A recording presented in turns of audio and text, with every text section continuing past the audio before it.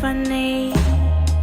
I'm watching every stand-up comedy, just hoping that it'll rub off on